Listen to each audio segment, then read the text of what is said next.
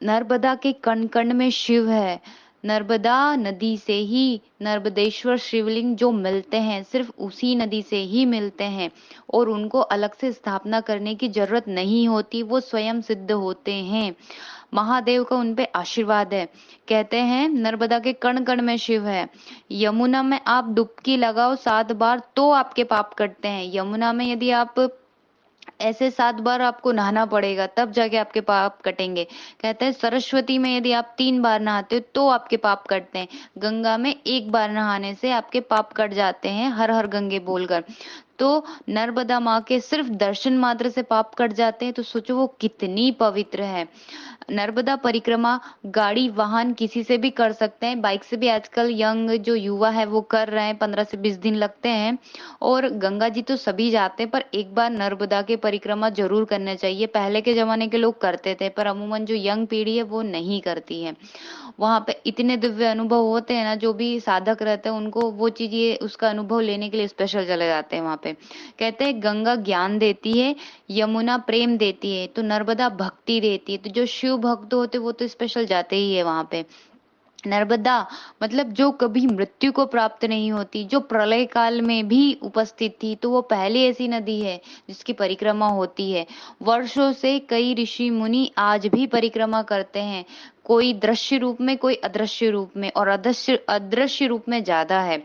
कहते हैं चिरंजीवी अश्वत्थामा जो आज भी माँ नर्मदा की परिक्रमा करते हैं। जिन्होंने महामृत्युंजय मंत्र लिखा मार्कंडेय ऋषि, वो भी परिक्रमा करते हैं। तो सोचो कितनी पवित्र है ये।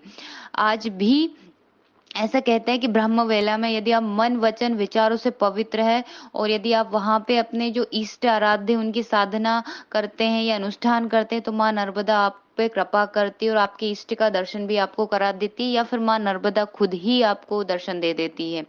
और आपने देखा होगा संत सियाराम बाबा आज भी है वहां पर, उनके चमत्कार होते हैं।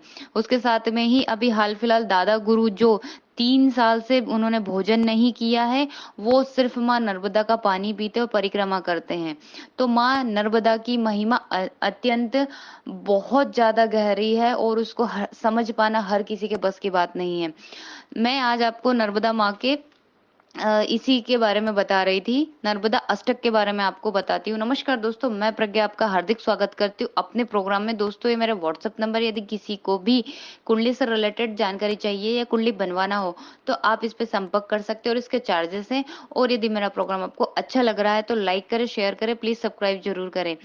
नर्मदा अष्टक, यदि आप नर्मदा की परिक्रमा करते हैं तो इसे जरूर सुने, या यूट्यूब पर आपको मिल जाएगा।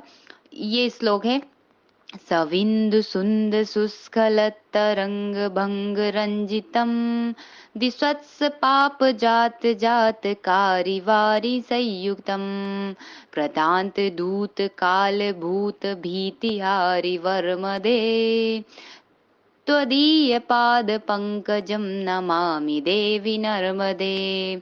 इसका अर्थ है, यम दूतों तथा काल भूतों के भय को हरण करके रक्षा करने वाली है मां नर्मदा देवी। अपने जल कणों द्वारा समुद्र की उछलती हुई लहरों में रोचक दृश्य उत्पन्न करने वाली तथा शत्रुओं के भी पाप को नाश करने वाली, आपके निर्मल जल के ये चरण कमलों में मैं आपको नमस्कार करता हूँ। सोचिए जो शत्रु के भी पाप धो देती है, तो कितनी पवित्र है माँ। यदि मौका मिले तो अपनी लाइफ में एक बार आप नर्मदा परिक्रमा जरूर करिए। गंगा तो हर कोई नहाए, पर नर्मदा को भी नहा के देख लीजिए एक बार। धन्यवाद दोस्तों।